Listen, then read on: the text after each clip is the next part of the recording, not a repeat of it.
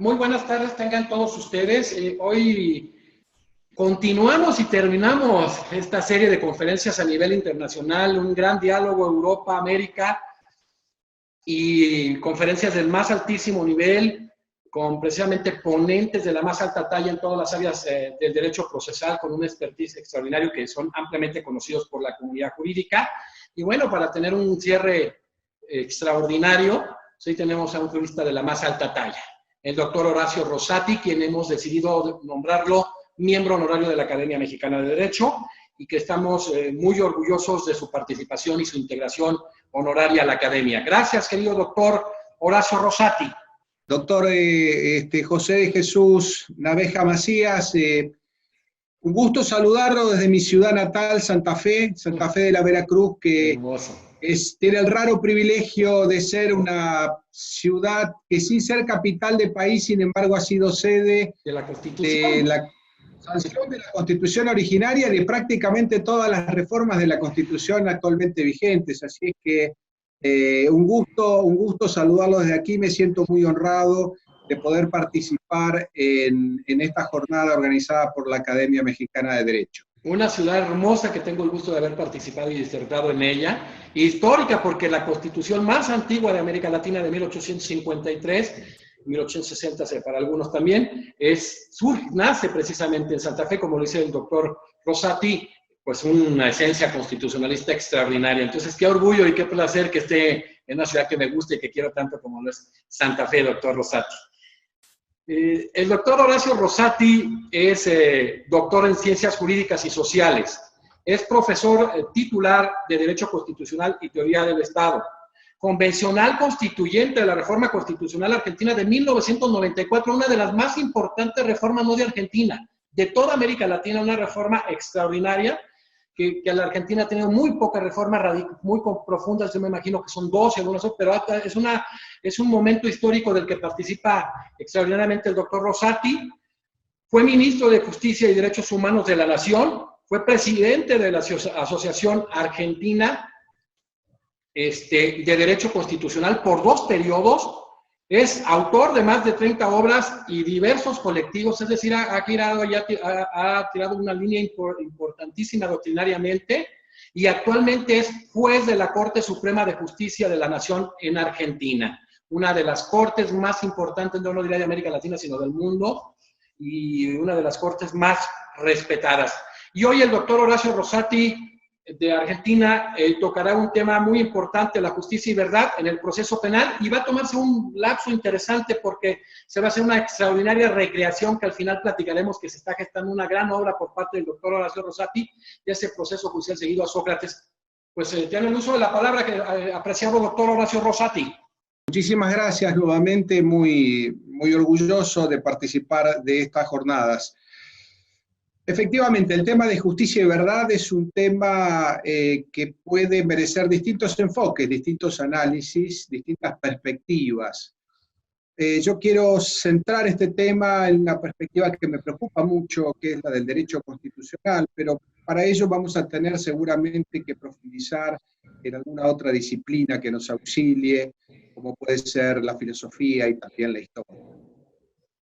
Presento el tema de esta manera. Estamos acostumbrados en el orden jurídico a asumir como necesarias, o al menos como convenientes, determinadas ficciones, determinadas situaciones que responden a una no verdad. No quiero decir inicialmente a una mentira, pero sí a una no verdad que se consideran necesarias. Por ejemplo, cuando decimos que una persona por el transcurso del tiempo no ha sido hallada culpable, la consideramos inocente. A lo mejor esta persona acusada de un delito es realmente culpable, pero en determinado lapso de tiempo establecido legalmente o a veces jurisprudencialmente, ya sea por la institución de la prescripción o ya sea por el vencimiento del plazo razonable para juzgar, la vamos a liberar de responsabilidad. Tal vez esta persona sea culpable, pero hay un valor superior, la seguridad jurídica, evitar que permanentemente una persona esté bajo sospecha, hacer valer la presunción de inocencia, la pérdida incluso de la sociedad del interés para juzgar determinados delitos, puede hacer entonces que convalidemos esta circunstancia, que es una circunstancia de no verdad, para decirlo de alguna forma. En otros casos, esto se hace mucho más evidente. Por ejemplo, en un proceso penal, si podemos vincular un hecho a un responsable, pero la forma en que logramos esa acreditación es una forma espuria, por ejemplo, si los elementos, los instrumentos del delito o bien la culpabilidad misma, la asunción de responsabilidad, la obtenemos en un domicilio sin orden escrita de autoridad competente, ni que hablar si esa confesión puede ser obtenida bajo tormentos, aunque la persona podamos decir que es culpable de un delito, sin embargo hay un valor superior que hace que convalidemos o consolidemos esa no verdad, lo consideramos como no responsable de ese delito por la teoría, por ejemplo, del fruto del árbol venenoso. Lo que empieza mal, en alguna medida seguramente va a terminar mal. Estas son formas de no verdad que el orden jurídico asume, tolera, reconoce incluso, e incluso de buen grado porque hay principios mayores. En este último caso, la teoría del fruto del árbol venenoso, digamos, para decirlo en términos muy llanos, un fin valioso no puede lograrse por cualquier medio. Pero hay otra situación que es sobre la que yo quisiera referirme hoy, en donde no se advierte una relación tan directa entre un interés superior a la consagración de una no verdad, o, para decirlo más claro y sin eufemismos, de una mentira. Me refiero al ejercicio de la mentira por parte de un acusado en un delito penal para evitar asumir su responsabilidad. Nuestros sistemas jurídicos contienen, todos ellos, cláusulas al estilo de, como garantías dentro del proceso penal y de rango constitucional, que ninguna persona está obligada a declarar contra sí misma. Es una auténtica garantía en nuestros procesos, y así debemos entenderlo, además es una conquista realmente de la civilización. Ahora, respecto de cuál es el contenido de este derecho a no autoincriminarse, aquí ya tenemos distintas perspectivas. La primera de ellas es la que nos dice, bueno, el derecho a no declarar contra sí mismo es derecho al silencio. Si yo soy culpable, puedo negarme a declarar, y esta negativa a declarar no va a ser entendida como una presunción en mi contra. Lo que se llama el derecho al silencio. Lógicamente, si yo no declaro, no podré declarar contra mí mismo. Esta es la primera y la más tradicional y la originaria composición, integración de esta garantía. Para lo cual, lógicamente, deben darse determinados requisitos. Yo debo saber previamente de lo que se me acusa para saber sobre qué estoy guardando silencio. Lógicamente también esto no debe ser interpretado como una renuncia a mi defensa, sino eventualmente como una estrategia de mi defensa. Este derecho no debe ser violentado ni de modo directo ni de modo indirecto, por ardid, engaño, los llamados métodos indirectos, droga de la verdad, hipnosis, la que queramos decir. Y tampoco por la utilización de medios o instrumentos que inicialmente son totalmente legítimos, pero que empleados de modo abusivo constituyen una forma de obligar a una persona a hacer lo que no quiere. Me refiero, por ejemplo, a la utilización abusiva de la prisión preventiva. Entonces, sobre esta base, el derecho al silencio supone, no hablo, si no hablo no declaro contra mí mismo, y este es el contenido de la garantía. Y, por supuesto, este derecho al silencio no debe ser interpretado en mi contra, no puede ser interpretado como una presunción en mi contra.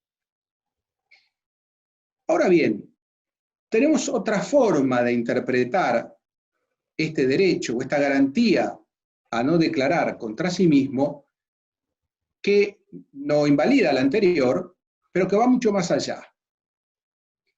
Que diría algo así: en realidad el derecho es a declarar, no a no declarar.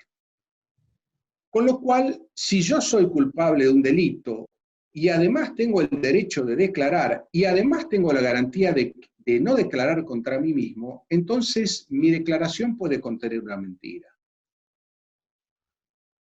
Si esto fuera así, uno diría que habría un derecho, y esto ya resulta paradójico para decirlo menos, un derecho constitucional a la mentira, al ejercicio de la mentira en un proceso penal.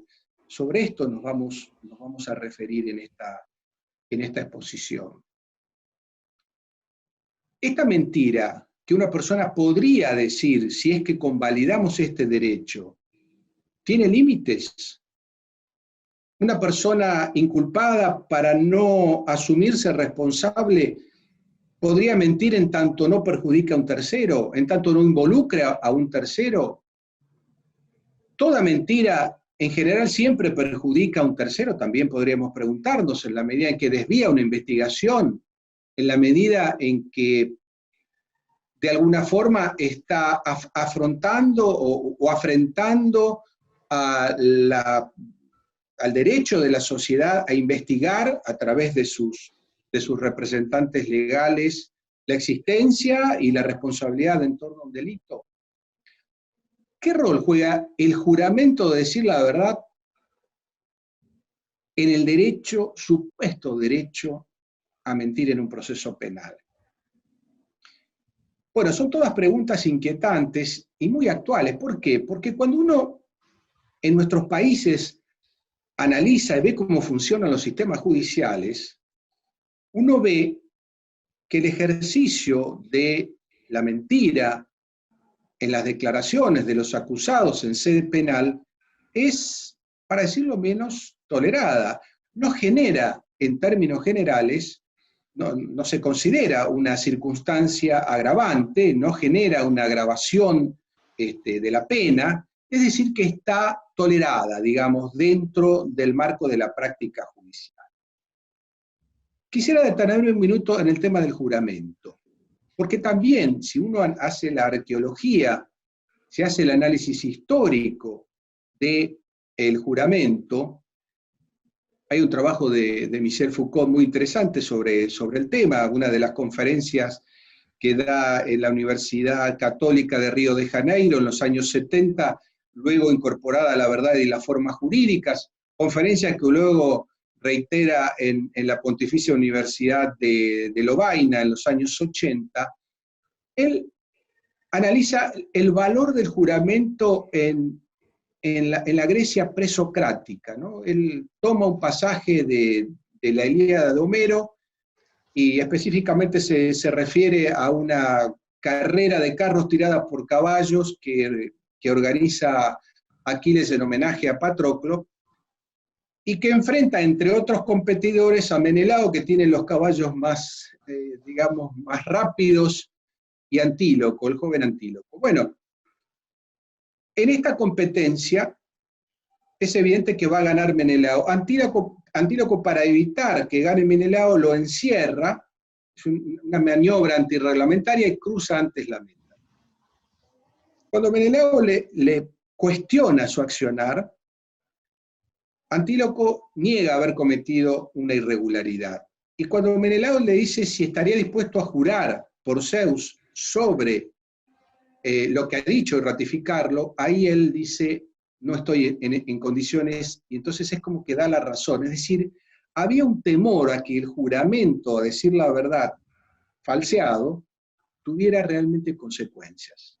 El juramento se mantuvo en la era de los romanos, del Imperio Romano, más levemente durante la época medieval. La Iglesia Católica lo toleró.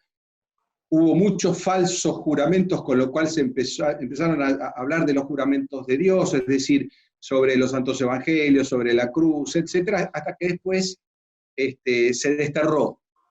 era una herramienta más cuando había dudas sobre la culpabilidad de una persona, y si la persona juraba su inocencia, bueno, podría llegar a ser tenida como inocente.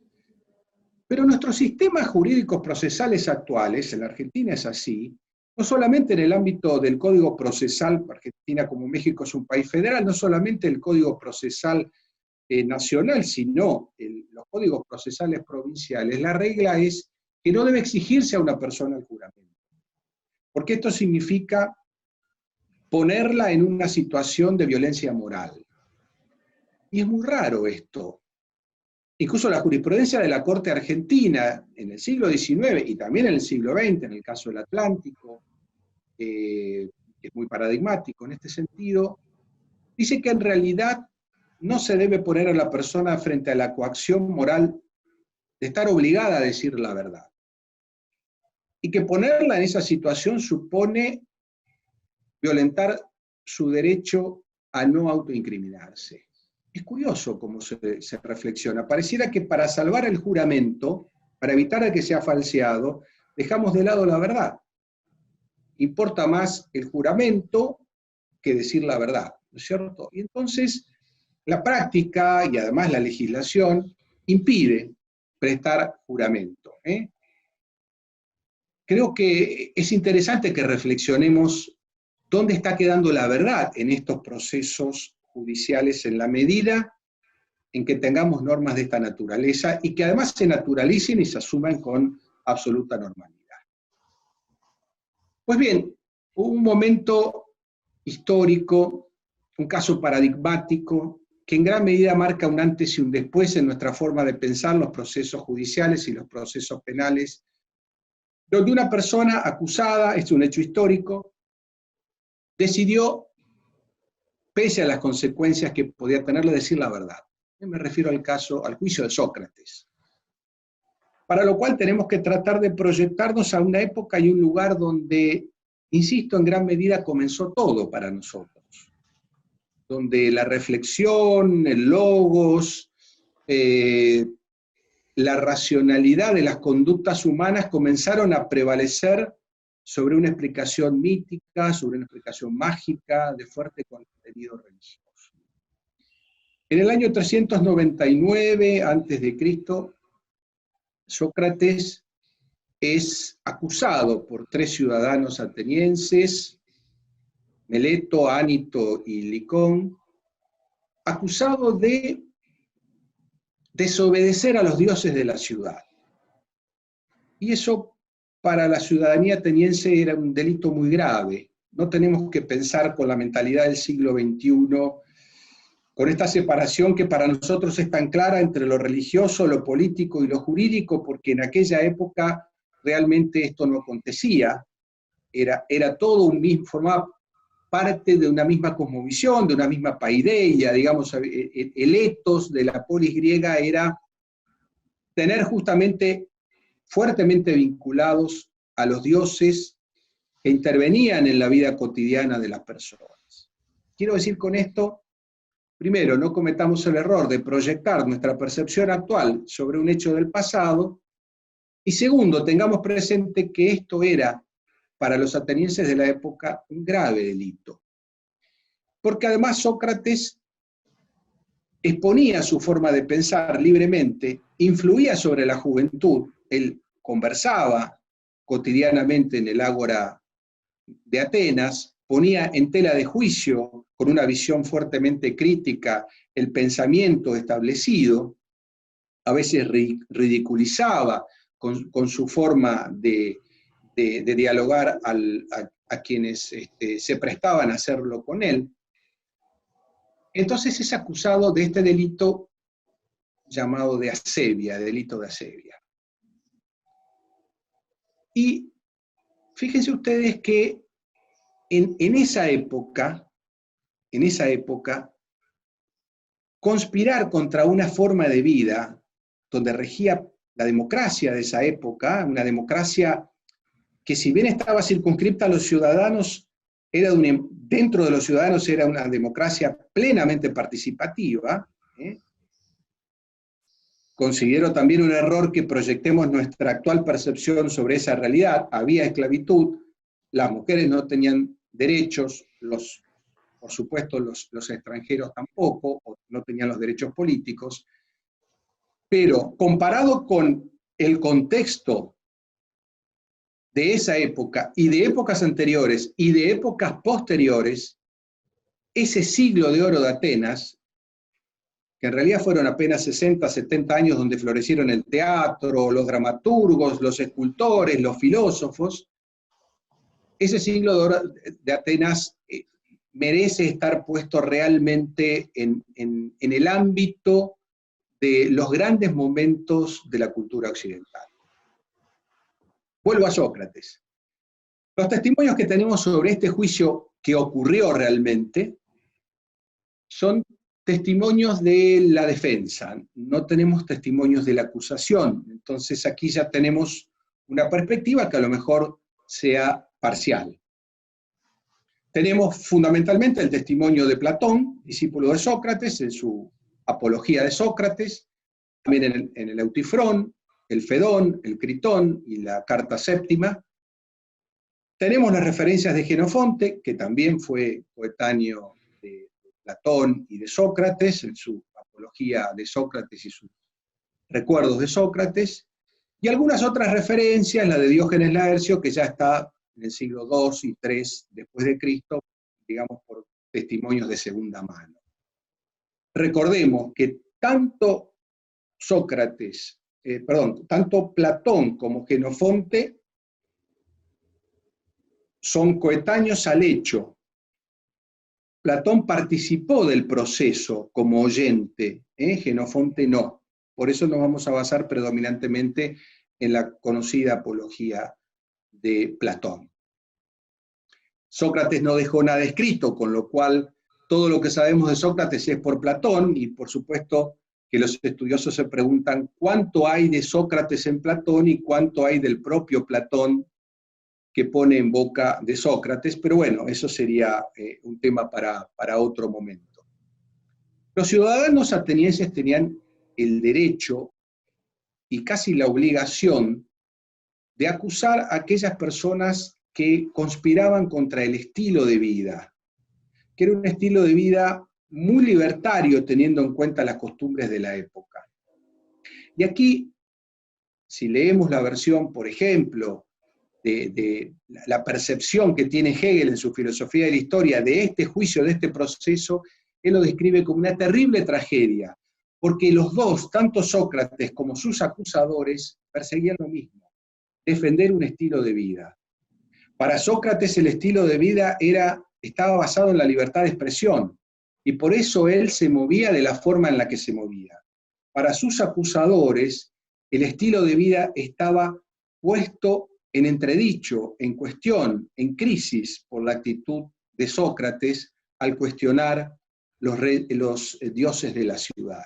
De modo que tenemos ahí un dilema, en el sentido que no es un problema, es algo que no va a tener una solución salvo con el triunfo de uno con relación al otro.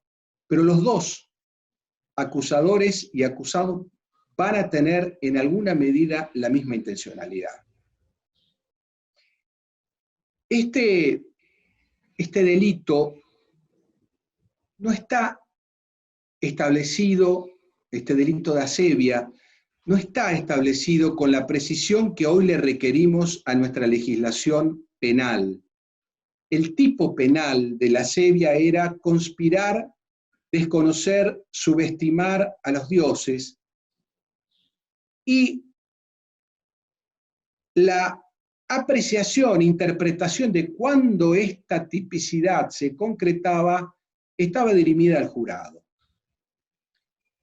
Para los atenienses de esa época, dicho ahora en términos tal vez más actuales, no era tan relevante el debido proceso sustantivo, es decir, el resultado, la sentencia de un proceso judicial, cuanto el cumplimiento de todo el procedimiento anterior que debía ser regular, lo que nosotros llamaríamos el debido proceso adjetivo.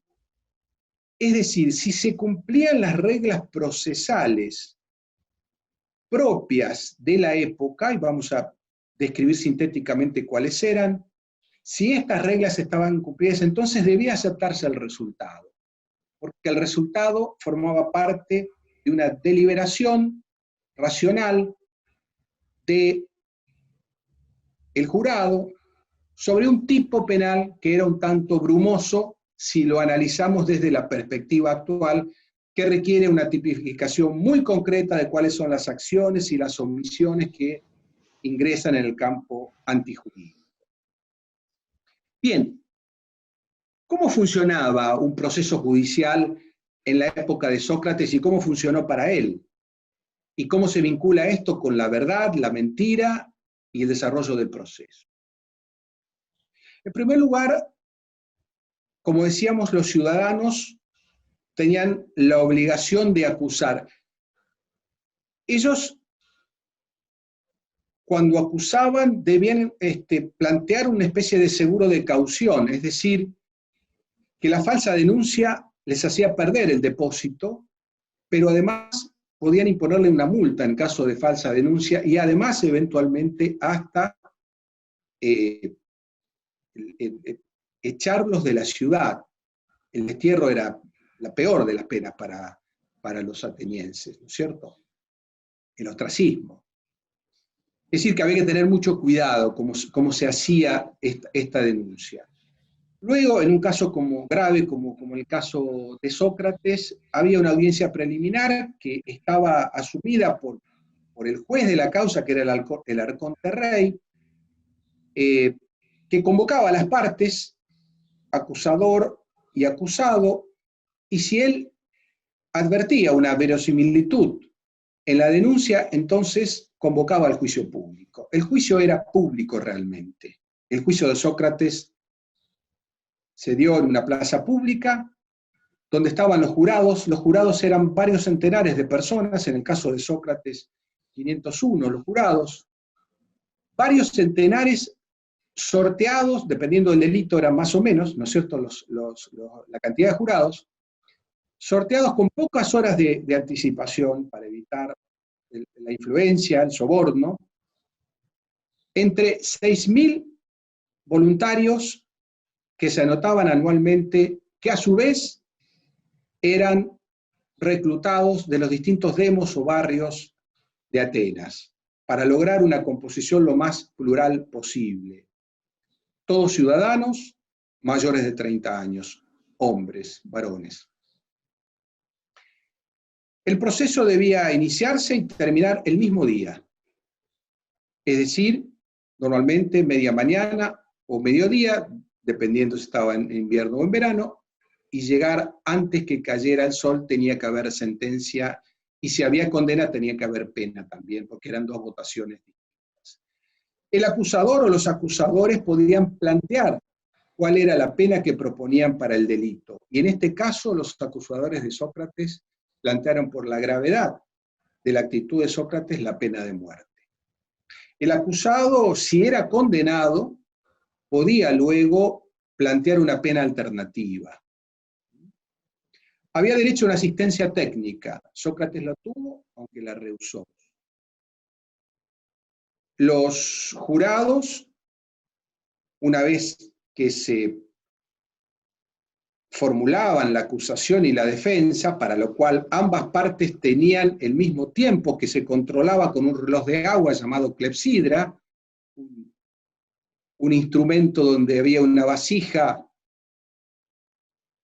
superior, una vasija inferior, un caño de bronce que las unía, se llenaba de agua la vasija superior, y cuando el agua se vertía definitivamente sobre la vasija inferior había concluido el tiempo. Los había de distintos tamaños para justamente establecer distintos tiempos, pero todos tenían la misma cantidad de clepsidras, es decir, la misma cantidad de tiempo para hablar. Los jurados escuchaban, cuando terminaban las alegaciones votaban con una especie de guijarro. El guijarro que se les daba antes, se le daban dos guijarros, uno significaba culpabilidad, otra inocencia. El guijarro agujereado era culpabilidad, el guijarro liso inocencia. Depositaban en una ánfora de bronce el voto verdadero, y en una ánfora de madera el voto que descartaban, luego se computaban los votos.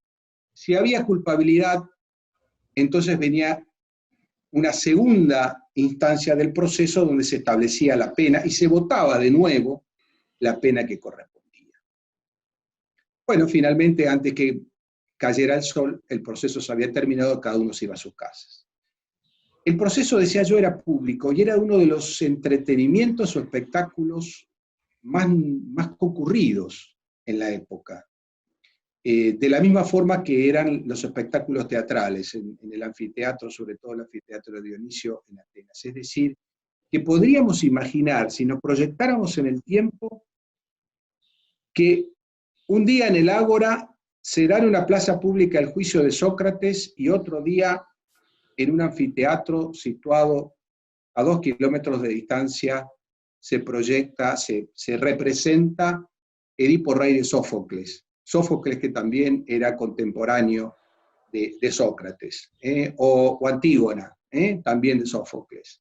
Hay que imaginar ese momento y hay que imaginar esos 60, 70, 80 años de ciudadanos caminando, debatiendo, discutiendo en la plaza los asuntos públicos, donde todos los cargos, incluso el que custodiaba las clepsidras, los relojes de agua, también era designado por sorteo. Vayamos al juicio, habiendo descrito las reglas de procedimiento, sintéticamente el juicio a Sócrates. Sócrates, como decíamos, tiene alguien que le escriba el libreto. El acusado debía hablar por sí mismo, pero podía basarse en un libreto que le escribiera un especialista. Y a Sócrates se lo escribe uno de los logógrafos más importantes, que es Lisias. Sócrates dice que es una muy buena pieza, pero la desecha. La desecha porque él dice, así como hay vestidos y calzados que son muy buenos, pero que a una persona no le caen bien, esto me pasa a mí con el alegato de Lisias. ¿Por qué? Porque estaba pleno de arrepentimientos, justificaciones, argumentaciones tendiendo a atenuar su acción, y él considera que de nada debe arrepentirse. Entonces decide hablar con sus propios términos, y así se lo indica al jurado, hablar con sus propios términos y decir lo que a él le parece que ha hecho, y por qué lo que a él le parece que ha hecho no requiere de justificaciones, de atenuantes, de pedidos de disculpa, ni nada que se le parezca. Sócrates piensa en gran medida que el jurado que va a ponderar, a justipreciar su conducta, tiene prejuicios contra él.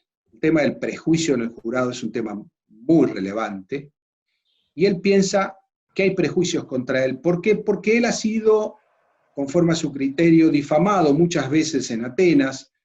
Hay una obra de teatro, justamente, de Aristófanes, Las nubes, donde se lo presenta a él como una especie de un sofista, un charlatán en realidad, levitando sobre una canasta, defendiendo cualquier posición siempre que se le pagara.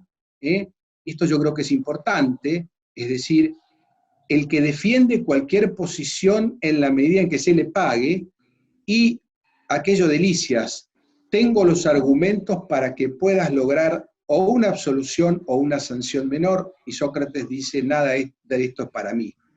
Pero Sócrates piensa que esa fama que él ha tenido, donde, por ejemplo, y esto forma parte de la acusación que se le hace a él da explicaciones sobre los fenómenos climatológicos con criterios que son casi de un meteorólogo, no con criterios divinos. Es decir, el rayo no es la descarga de la furia de un dios, sino que en realidad, como lo decía Anaxágoras, que también fue acusado de asedia, sino también tal vez la diferencia de presión entre las nubes o la diferencia de temperatura, etc. Es decir, explicaciones naturales sobre algo que se asumía debía ser explicado en base a criterios mágicos o a criterios estrictamente religiosos.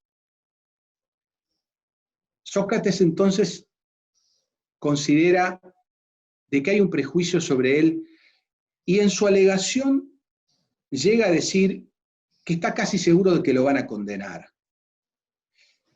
Y casi provocativamente sobre el final, luego de confrontar a su acusador, a Meleto, y expresar aquella célebre referencia de que él ha probado con sus conversaciones durante muchísimos años, Sócrates tiene 70 años en ese momento, con sus conversaciones ha probado que la gente que cree saber en realidad es poco o nada lo que sabe, en tanto que él es conocedor de su ignorancia y por eso tiene una ventaja sobre los demás.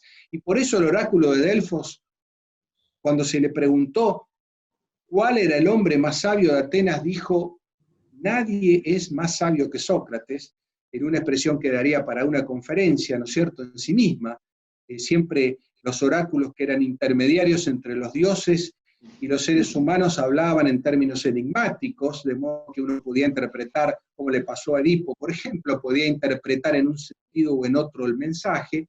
Sócrates dice: el propio oráculo, los dioses han dicho que nadie hay más sabio que yo, y yo estoy diciendo que conozco mi ignorancia, pero que el resto no la conoce.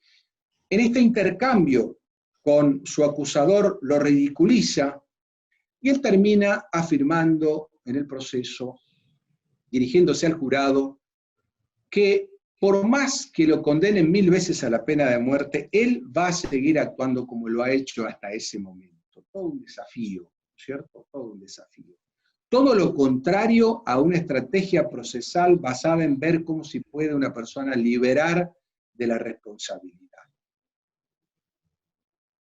El jurado se retira a votar, vota, Sócrates es condenado por una mayoría que él considera una mayoría exigua, 281 votos por la condena, 220 por la absolución.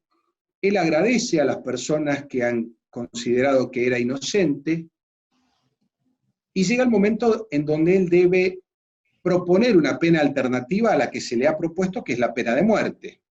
Aquí las versiones de Jenofonte y de Platón son distintas. Para Platón, que insisto estuvo en el proceso, hay un ofrecimiento de los amigos de Sócrates para que plantee una multa como alternativa, el pago de una multa como alternativa. Sócrates dice, analiza todas las penas posibles, y dice: la muerte, algo que repite luego al final de esta exposición, la muerte, quién sabe si lo que está más allá de la muerte es mejor o peor de lo que está más acá, eso lo saben los dioses nada más, con lo cual yo no sé si eso será una pena o no será una pena. No creo que sea aplicable a mi persona. Dice: la prisión a una persona que tiene 70 años es virtualmente inútil, está muy próxima a la muerte. Otra sanción como la multa, él dice: soy pobre de solemnidad, con lo cual no veo que esta tampoco pueda ser una sanción que me puedan aplicar. Y, dice Sócrates, queda la expulsión, es decir, que una persona pueda, es decir, que Sócrates sea echada, el ostracismo, que sea echada de la ciudad, una pena muy grave. Y Sócrates dice: si esta ciudad, que hace fama y gala de ser tolerante, la más tolerante de todas, se declara intolerante conmigo y me expulsa de la ciudad, pues entonces, ¿qué podremos esperar de las otras? Me echarán de todas las ciudades. Remata Sócrates diciendo: yo en realidad no debo ser penado, debo ser premiado, porque he dedicado gran parte de mi vida a intentar sacar de la ignorancia a los ciudadanos atenienses, a enseñar a su juventud y no a corromperla, en vez de dedicar ese tiempo a generar fortunas, riquezas, como hace la mayoría de la población, dice, dirigiéndose al jurado de modo provocativo. Lo que yo merezco, dice, es que la ciudad de Atenas me premie con un estipendio mensual y que yo pueda vivir en el Pritaneo, que era el edificio en el que moraban los vencedores de las Olimpiadas. Por supuesto, la segunda votación del jurado es mucha más adversa que la primera, es contundente, Sócrates es condenado a muerte, 361 votos contra 140, conforme nos dicen las crónicas, y Sócrates entonces, no sin antes plantear una profecía, que recordaremos al final, se retira a la cárcel y después de una semana toma la cicuta y muere. Antes de morir, algunos de sus amigos le ofrecen fugarse. Dicen que tiene todo arreglado, que pueden convencer al carcelero y que pueden ponerle un barco a su disposición para que pueda irse a otra ciudad. Y ahí Sócrates, digamos, Platón pone en boca de Sócrates una especie de diálogo con las leyes de la ciudad. Las leyes de la ciudad. Y las leyes le hablan a Sócrates. Le dicen: Sócrates, nosotros te dimos un marco para que vos vivieras. Todo lo que has hecho en esta ciudad lo has hecho por nosotras, porque nosotras te lo permitimos. Tu desenfado, tu forma de vida, tu espíritu crítico, tu libertad de expresión, la debes a nosotras, las leyes de la ciudad. Hay entre nosotros dicen las leyes, que pone Platón en boca de las leyes, un pacto, un acuerdo.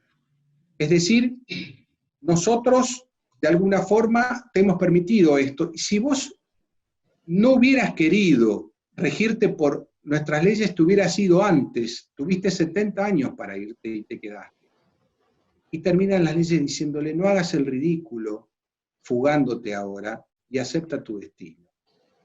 Sócrates acepta su destino, como todos sabemos, y muere.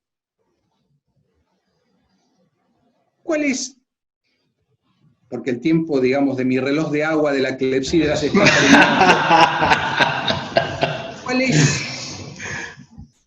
¿Cuál es la conclusión que podríamos sacar de todo esto para volver a nuestro tema originario, inicial, e intentar responder a nuestra pregunta? Vuelvo a Michel Foucault, que dice: para Sócrates no vale la pena hablar si no es para decir la verdad. En esto, en realidad, él se diferencia mucho de los sofistas. Los sofistas utilizan a la palabra de un modo retórico para vencer. Es un instrumento de poder. Para Sócrates es un instrumento de la verdad. No vale la pena hablar si no es para intentar aproximarse a la verdad. Yo creo que esta idea de ganar o vencer en un proceso, o llegar a la verdad en un proceso, está muy en línea con lo que acabamos de describir. Cuando se retira Sócrates de su proceso antes de ser conducido a la cárcel, él lanza una profecía al jurado y dice: la ciudad de Atenas se va a arrepentir de haberme condenado. Tal vez las cosas debieron suceder así. A lo mejor es justo que a mí me condenen, dice Sócrates, pero también va a haber una condena hacia ustedes. La ciudad de Atenas los va a repudiar, y sobre todo los jóvenes de Atenas los van a repudiar. Pocos años después de muerto Sócrates, efectivamente la ciudad de Atenas lo reivindica. Le encomiendan a Lisipo, que es uno de los escultores más famosos, si no el más, que haga una estatua de bronce de Sócrates para ponerla en el Pompeyo. Ánito, el instigador de su acusación, muere con muy mala fama por haber criado mal a su hijo, que era un admirador de Sócrates, que finalmente se dedica a la bebida y a nada de provecho para la ciudad, dice Diógenes Laercio.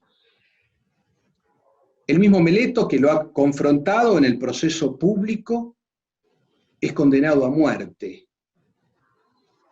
Y yo creo que esto nos tiene que dar una lección muy importante a nosotros, porque ¿hasta qué punto estamos dispuestos a seguir tolerando que la mentira sea un recurso válido?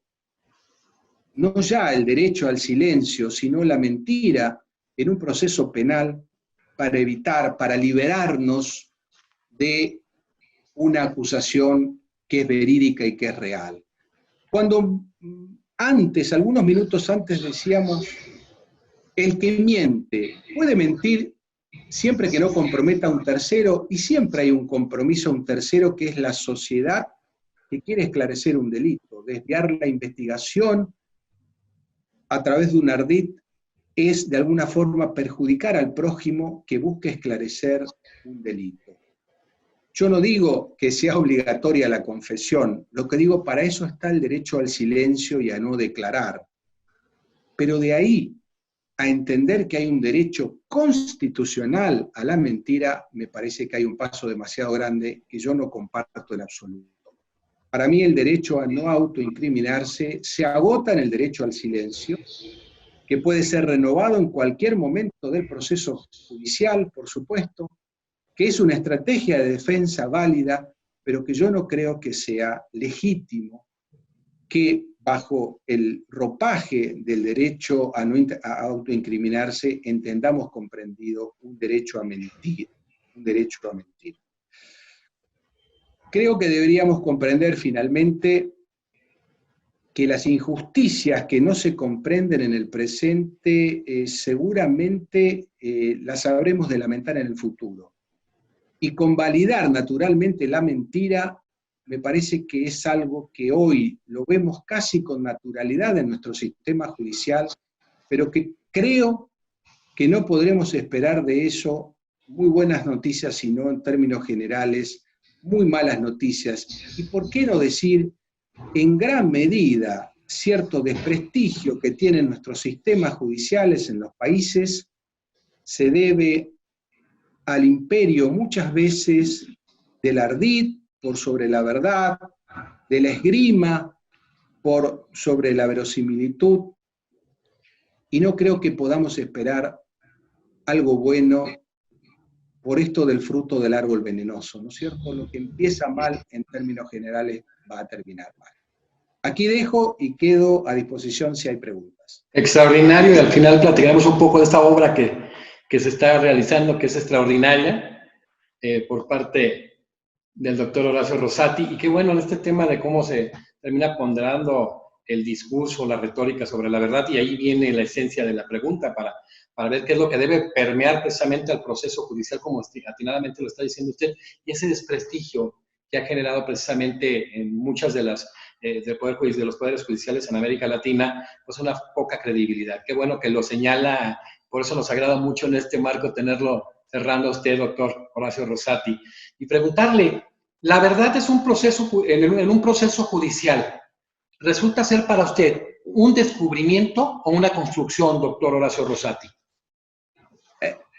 En un proceso judicial, la verdad está conformada por hechos, ¿verdad? Los hechos y después una ponderación sobre esos hechos, ¿no?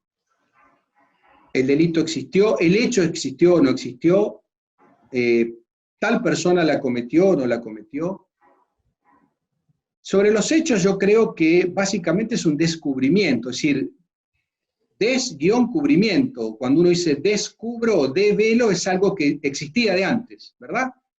El llamado descubrimiento de América. Bueno, América ya existía, ¿no? Alguien la descubrió desde otro lado, como de este lado descubrimos Europa, ¿no? Era algo que ya estaba. Y yo creo que los hechos, hay una expresión de The Guardian de hace más de 100 años, que referida a la libertad de expresión, dice, los hechos son sagrados, las opiniones son libres. Entonces, sobre los hechos yo creo que hay un descubrimiento, un develamiento, es decir, ¿ocurrió o no ocurrió? ¿Tal persona lo realizó o no lo realizó? Entonces, en gran medida yo creo que es un descubrir, un investigar para descubrir, y por eso creo que hay una tradición en la mentira, hay una traición en la mentira, al descubrimiento público de la verdad, porque quienes deben descubrir la verdad son funcionarios públicos que tienen un mandato nuestro, un mandato popular para hacer. Ahora, luego hay una pequeña parte que es interpretativa, ¿sí? Que tiene que ver con atenuantes, agravantes, eximentes, donde ahí sí puede haber opinabilidad, puede haber construcción, puede haber alguien que piense una forma y otro que piense otra, que lo vea de una manera, que lo vea de otra, que adscriba a una corriente de derecho penal o de derecho procesal que tenga una perspectiva o que tenga otra perspectiva. Pero en gran medida yo creo que este es un proceso de descubrimiento de algo que pasó y tenemos que saber cómo pasó, ¿no es cierto? Después algo quedará para la interpretación, básicamente un descubrimiento y yo diría mínimamente una construcción. Doctor Horacio Rosati, en esta separación de la verdad y la justicia, ¿para usted cuándo comenzó a generarse esta disociación de la verdad con la justicia en los procesos judiciales? La verdad que debe ser, es muy difícil establecer un momento, un hecho, una época en particular. A mí me da la sensación que el siglo XX fue un siglo donde claramente si antes había disociaciones, esta disociación se llevó a un punto extremo. El relativismo, el imperio del relativismo donde, bueno, puede que no haya valores, puede que no haya certezas, todo es opinable, todo es construible, depende de la forma en que cada uno lo vea, cierta proyección tal vez de una lógica de las ciencias naturales, el paradigma de las ciencias naturales, a las ciencias sociales puede también haber influido. Creo que el siglo XX es un siglo que marca, es un siglo donde tenemos atrocidades y retrocesos de la humanidad que no pensábamos que podían darse en la magnitud en la que se dieron. Me refiero al holocausto, me refiero a las guerras mundiales, me refiero al odio racial, es decir, creo que hay un punto donde todo es opinable, todo es relativo, y entonces no hay nada fijo, no hay nada fijo. No es que pasamos de algo fijo a otra cosa que se considere fijo. No es, y además yo defiendo el espíritu crítico, pero como decíamos antes, hay cuestiones que son hechos, que son fácticos, que son objetivos. Puedo aproximarme de una manera o de otra, pero si todo es relativo, entonces nunca nadie tiene razón de nada, y entonces, bueno, todo está en permanente discusión y una eterna opinabilidad, ¿no?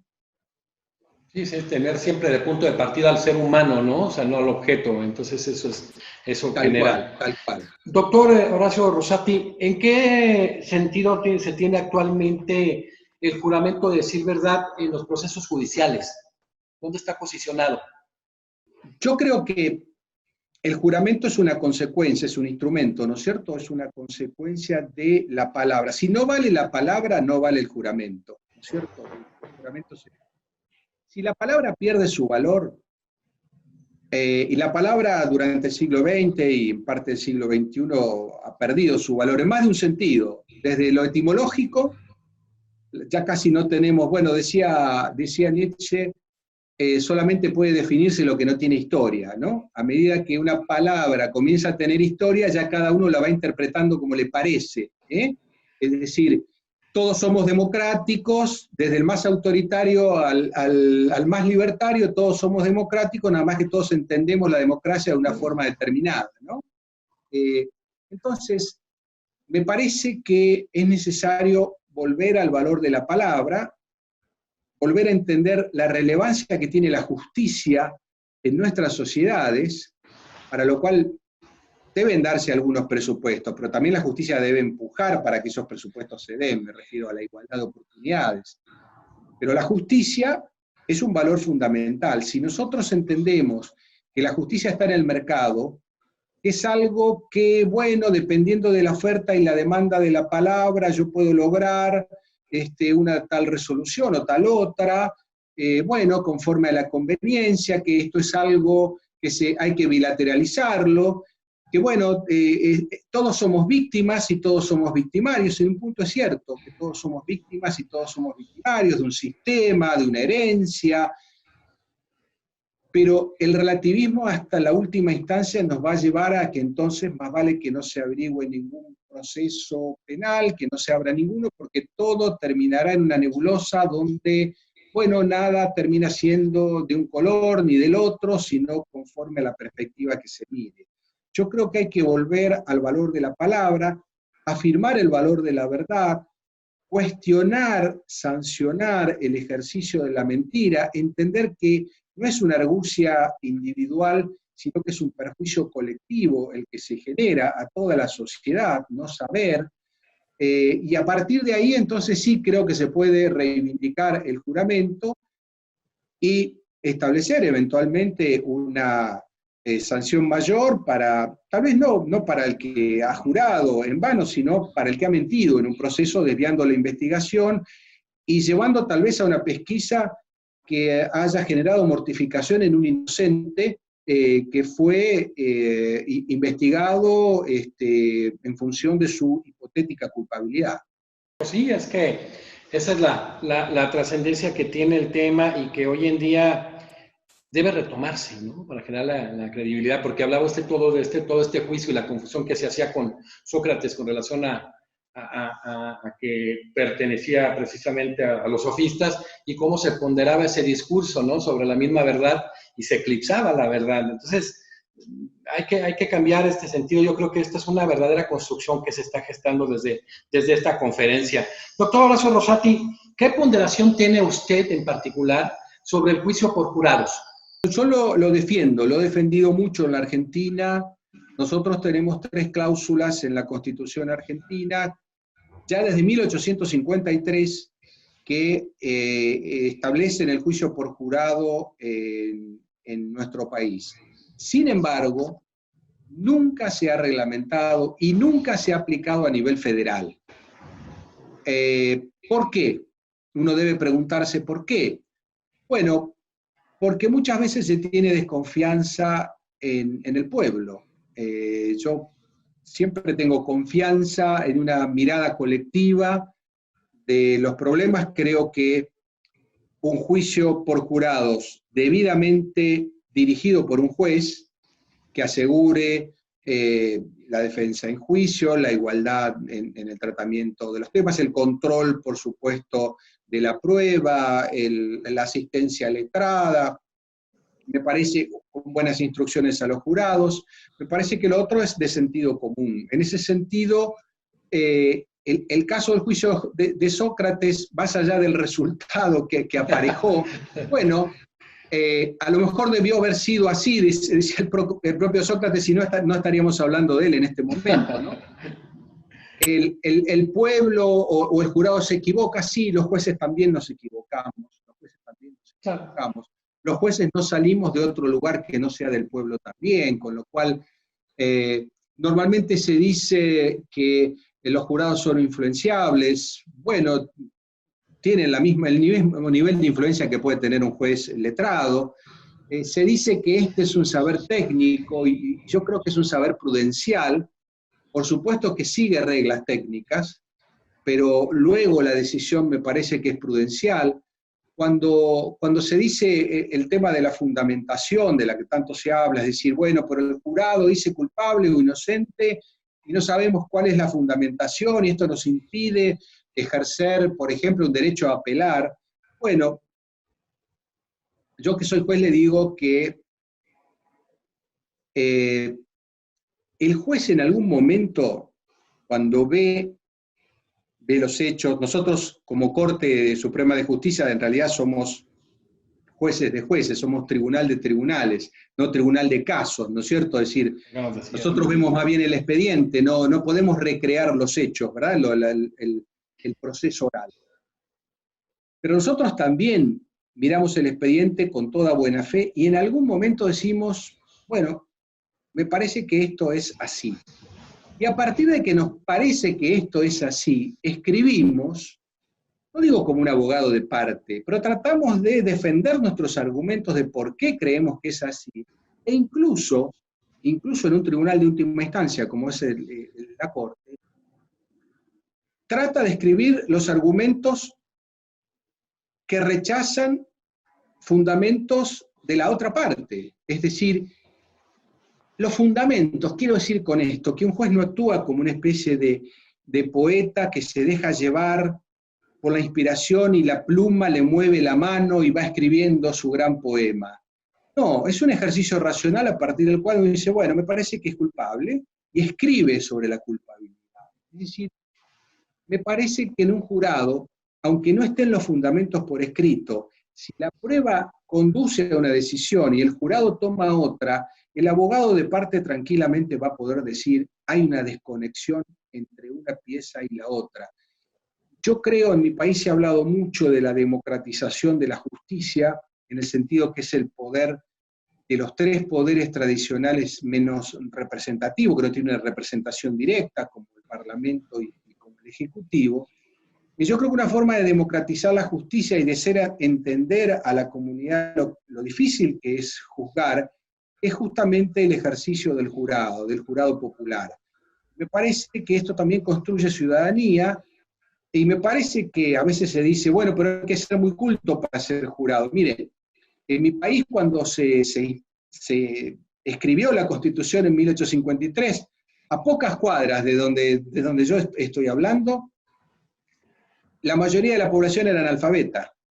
Y sin embargo, los constituyentes entendieron de que el pueblo, parte del pueblo, estaba en condiciones de decir si una persona era culpable o inocente. Entonces hoy, donde la abrumadora mayoría de la población de mi país está alfabetizada, y con un alto grado de alfabetización, si ese fuera un fundamento, diría que si antes se podía, también se puede ahora. Me parece que hay mucho de prejuicio también, y esto es algo que, como vimos en el juicio de Sócrates, también viene de lejos. De aquí me surgieron dos inquietudes, existe tan interesante planteamiento que, doctor Rosati, usted lo sigue en la historia constitucional de Argentina, en Santa Fe, a unas cuadras, fue convencional constituyente en 94, digo, a veces la historia le dice, aquí estás, y le ha tocado a usted, qué bueno. La primera, entonces podríamos justificar los tribunales de conciencia, y en segundo lugar, algo que muy interesante, dice un juez muy destacado de Paraguay, que es vicepresidente del Instituto Panamericano de Derecho Procesal, Joel Melgarejo, que los jueces en realidad, primero deciden y luego buscan las motivaciones, y que en ese sentido tiende mucho a que el mismo juez, en el tema de motivación, debe ser un filósofo del derecho. ¿Qué opina de esos dos puntos, dos cuestiones, doctor Rosati? Me interesa mucho. Bueno, lo primero, totalmente de acuerdo. Esto no significa que el juez sea arbitrario, no, sino que cuando se convence de culpabilidad, inocencia, la razón está para un lado o para el otro, escribe, no digo como un abogado de parte, pero escribe los argumentos en favor de su criterio y rechaza los argumentos contrarios a su criterio. Mire, le voy a dar un rodeo muy, muy pequeño, pero que también me parece que, sobre todo en derecho constitucional y procesal, puede resultar interesante. Hace muchos años yo conversaba con algunos colegas, jueces en realidad, norteamericanos, que, como usted sabe, tienen el sistema del precedente, no el sistema de ley como tenemos nosotros, no tanto la letra, sino lo que se dijo antes, el precedente. Y ellos me decían cómo muchas veces deben dar vuelta, rodear. La palabra no es manipular, porque sería una palabra muy agresiva y muy ofensiva, pero cómo deben muchas veces decir, bueno, este caso es igual al anterior, pero yo en realidad me parece que la sanción es muy alta en aquel, y yo me voy a apartar. ¿Cómo hago para apartar? Y busco la forma en que me voy apartando por razones valederas, ¿verdad? Por una cuestión de estricta justicia. Entonces, bueno, y me relataron con detalle algunos casos, cómo se va diciendo, bueno, esto parece igual, pero no es igual. Y hasta un punto en que, bueno, y en algún momento uno de ellos me dijo, bueno, y si es todo igual, y bueno, diré que un homicidio se cometió a la mañana y otro se cometió a la tarde, y entonces el precedente no me sirve, y entonces me apartaré de él. Bueno, nosotros con la palabra hacemos un poco lo mismo muchas veces. El abogado, el juez, nosotros decimos, bueno, ¿qué quiere decir familia? ¿Qué quiere decir familia? ¿Qué quiere decir propiedad? Es decir, ¿hasta dónde llega la propiedad? Antes, bueno, se interpretaba de una sola manera, en el siglo XIX prácticamente de una sola manera, pero hoy no, la propiedad colectiva, en fin, hay regulaciones, hay normas, ya no es tan estricto, etcétera, etcétera. Es decir, siempre hay un margen para, cuando uno está convencido de algo, ver cómo lo proyecta. Ahora, esa proyección no puede ser caprichosa, no puede ser absolutamente discrecional, no puede ser arbitraria, y hay que sostenerla en el tiempo si uno es juez.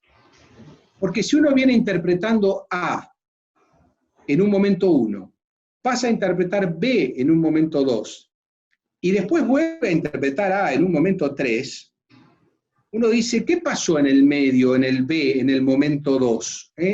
Y entonces se pone en una situación de sospecha.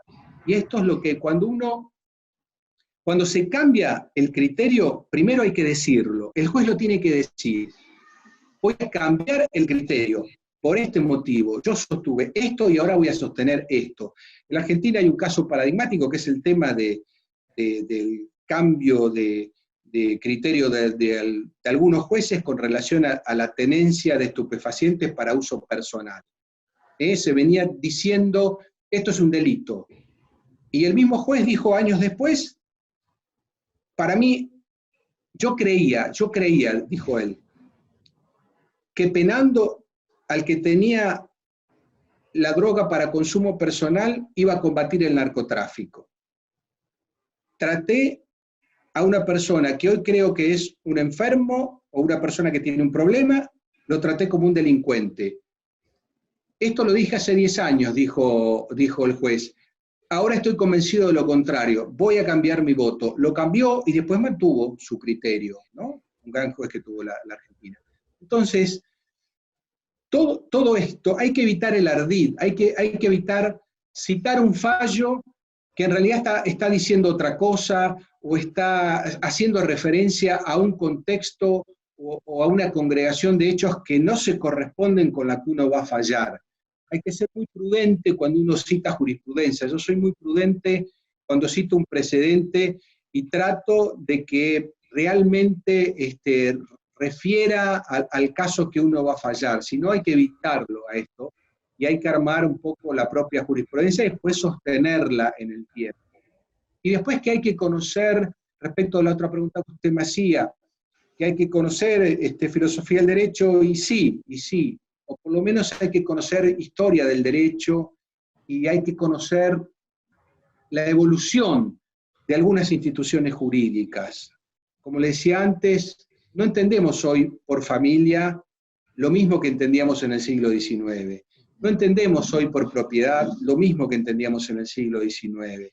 Entonces, las palabras se van enriqueciendo, para algunos se van empobreciendo, para otros se van enriqueciendo. Lo concreto hay que conocer esto para proyectarlo, poder proyectarlo después en una sentencia.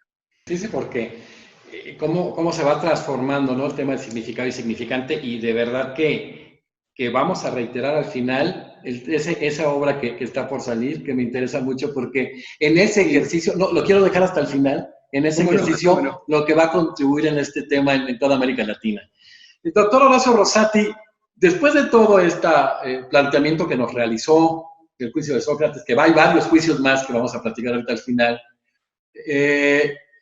¿cómo visualiza el doctor Horacio Rosati el fallo que debería haber con un jurado en el caso de que se juzgara en ese momento a Sócrates? ¿Cómo sería el fallo para el doctor Horacio Rosati? Se sabe que se ha reproducido en Estados Unidos en un par de ocasiones el juicio de Sócrates, con parámetros actuales, y en general ha sido considerado inocente. Yo creo que es muy complejo proyectar mejor dicho, no proyectar nuestra percepción actual, nuestra carga de 24 siglos posteriores a ese proceso, es muy difícil no hacerlo. Tenemos una carga de 24 siglos, y sobre todo los últimos 200, 250 años, después de las llamadas revoluciones burguesas, que es muy difícil dejarla en el camino para ubicarnos en el momento. Por varios motivos. Uno de ellos es que esta división entre lo religioso y lo jurídico, hoy la entendemos bien o bastante bien. Hoy sabemos que una cosa es el delito, otra cosa es el pecado, pero en esa época es muy difícil. Yo creo que lo que revela el juicio de Sócrates es que cuando una persona utiliza las herramientas que le da una comunidad y las lleva hasta el extremo, por ejemplo, libertad de expresión, por ejemplo, de pensamiento, espíritu crítico, en un momento confronta contra esa sociedad. Y esa sociedad a lo mejor se defiende y aniquila a esta persona, o esta persona triunfa y logra cambiar las bases de esa sociedad. Los procesos revolucionarios no son otra cosa que personas que han ido en contra de un determinado criterio y han triunfado, ¿verdad? Y han triunfado. Nadie se acuerda de las revoluciones que no triunfaron, ¿no es cierto? Que quedaron en el camino. Bueno, lo de Sócrates fue, digamos, de efecto retardado. Es decir, él perdió, pagó con su vida, pero hoy estamos hablando de él y no estamos hablando de quienes lo condenaron. Es decir, que, digamos, creo que tenemos ahí las dos lecciones, ¿no es cierto? Y una comunidad que legítimamente también se defiende. Muchas veces este tema, para los que nos interesa la teoría del Estado y la teoría política, se da en términos de los límites de la democracia. Es decir, hasta qué punto la democracia debe flexibilizarse, no defenderse, sino dejar que todos opinen y que a lo mejor eso termina haciendo caer el sistema democrático, ¿no? Eso es una discusión muy, muy actual en nuestra América Latina y de muchos años y muchas décadas en nuestra América Latina. Yo creo que tal vez hoy es muy difícil de entender un proceso como el de Sócrates. Me parece que sí sería interesante ponderar cómo una persona puede llegar hasta el final con su forma de pensar y de ser, pudiendo haber optado por el camino corto y haber salvado su vida. Fue desafiante y de alguna manera, como dice usted atinadamente, conocemos la defensa, nos falta conocer todo lo demás, pero qué interesante, y ahí no quiero dejar ese cabo suelto, doctor Rosati, porque usted está generando una obra extraordinaria que al final de cuentas vamos a luchar por presentarla en la Academia Mexicana de Derecho. Me gustaría nada más que señalar así brevemente cuáles son los casos que trata y los juicios que esboza ahí precisamente en esta obra tan importante, porque me tocó aquí un gran jurista, uno de los mejores amparistas en la doctrina, yo diría el mejor en la historia de México, Ignacio Burbat, que hizo un análisis, se lo va a hacer llegar de lo que es el juicio de Sócrates, pero usted está haciendo un análisis profundo de varios procesos. ¿Cuáles son, doctor Rosati? Bueno, estoy trabajando justamente en varios procesos paradigmáticos que de alguna forma moldearon nuestra forma de pensar en la cultura occidental, ¿no es cierto? Después del juicio de Sócrates, digamos históricamente el juicio a Jesucristo, que también plantea cuestiones procesales, vuelve a tratar el tema de lo político y lo religioso, y bueno, muchas cuestiones procesales ahí también, ¿no es cierto? Es decir, irregularidades, por decirlo de alguna forma. No las adelante, doctor, no las adelante, porque se va a comprometer a presentarlo aquí en la academia. Bueno, cómo no. Luego, seguramente, algunos de los otros juicios paradigmáticos en la Edad Media, el juicio de Juana de Arco, por ejemplo, algunos no son procesos judiciales estrictamente, pero digamos, lo estamos analizando como procesos judiciales. Luego el caso de Dreyfus, por supuesto, que es un caso de antisemitismo, y los juicios de Nuremberg, donde, entre otras cuestiones, se plantea el tema que en la Argentina fue analizado, en la Argentina a propósito de los juicios a las juntas militares, que fue analizado, que es el tema de la prevalencia o no de las reglas internacionales sobre las nacionales, cómo hacer funcionar esto de un delito que a lo mejor no está estrictamente tipificado en el ámbito nacional, pero sí en el ius gentium, el tema de la prescripción, la imprescriptibilidad de los delitos de lesa humanidad, es decir, todo eso lo vivimos muy, muy fuerte aquí en la Argentina. Creo que los juicios de Nuremberg, sobre todo los juicios a los jueces, no a los responsables del Holocausto, sino a los jueces de Nuremberg, me parece que también, seguramente también va a integrar parte de esto, y algo de Shakespeare también va a haber, El Mercader de Venecia seguramente, y Hamlet estarán ahí para ver en esa época tan interesante, donde se está saliendo de un mundo y se está entrando a otro, cómo se ven los procesos judiciales. Ya nos dejó a todos inquietos porque este parteaguas que se ha generado a través de un gran trabajo de la academia, hemos permeado toda Europa y América Latina, y sobre esta conferencia también, como todas las que son extraordinarias, estoy muy contento de cerrar con esta conferencia, y esa obra de verdad es algo que esperamos muy atentamente y que veremos la posibilidad de presentarla, no a nivel de la región, sino a nivel de Europa, América. Y pues agradecerle, doctor Horacio Rosati, de estar con nosotros hoy presente en la fiesta de la Academia Mexicana de Derecho, privilegiados por su presencia y hoy como miembro honorario de nuestra academia. Muchísimas gracias, el honrado soy yo, muchísimas gracias por la distinción del miembro honorífico, y estoy muy complacido, he seguido varias de las conferencias y la verdad estoy muy, muy complacido por el excelente nivel que han tenido, así que mis felicitaciones, doctor, a usted en ejercicio de la presidencia, que realmente honra a esa academia. Y bueno, un saludo a todos los mexicanos, a toda Latinoamérica y a todas las personas que seguramente nos verán, que son muchas en distintos lugares del mundo, porque sé de la aceptación que han tenido estas jornadas. Muchas gracias y a disposición de ustedes en cualquier momento. No, vamos a continuar porque todo este enriquecimiento, este bagaje que se está haciendo, bueno, han visto ya la gente, como dice, en Europa y en América, lo que fue esta conferencia. Estoy muy contento, la verdad, es impresionante a lo que se puede llegar con un análisis profundo y sobre todo cómo incidir en un cambio muy importante que hoy, con varias de las conferencias, pero en especial el análisis de cómo debe permear la verdad los procesos y que a final de cuentas el que no lo permee nos está llevando a las consecuencias que hoy tenemos, ¿no? Que tenemos más prevalencia de la oratoria, más prevalencia de este tipo de cuestiones, a final de cuentas que la búsqueda de la verdad y de la justicia que deben empalmarse de una manera muy importante.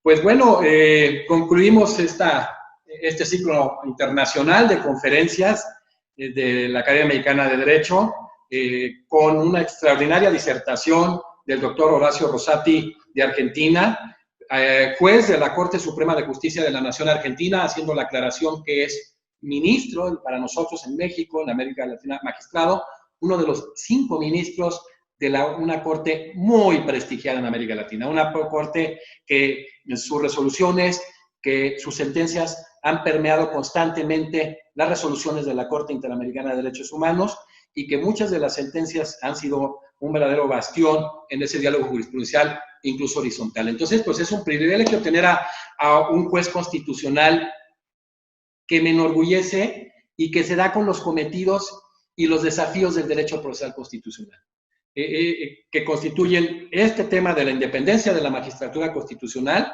que siempre lo ha tenido usted, ministro, juez constitucional, y el tema de una verdadera elección de los magistrados constitucionales. Entonces, aquí están viendo ustedes la calidad del conocimiento, la congruencia, la probidad y, a final de cuentas, el tema de la argumentación, pero de un análisis profundo que nos lleva a entender que verdaderamente en la tensión democracia-constitucionalismo tenemos la certeza de la consolidación del Estado de Derecho. Muchísimas gracias, doctor Horacio Rosati. Reitero mi felicitación para usted, la felicitación para la Academia de tener ponentes y disertantes de su estatura, y hoy despedimos precisamente esta conferencia final del ciclo internacional de conferencias con motivo del aniversario de la Academia Mexicana de Derecho, con la conferencia del doctor Horacio Rosati, juez de la Corte Suprema de Justicia de la Nación Argentina, con el tema Justicia y Verdad en el proceso penal, una mirada constitucional. Muchas gracias.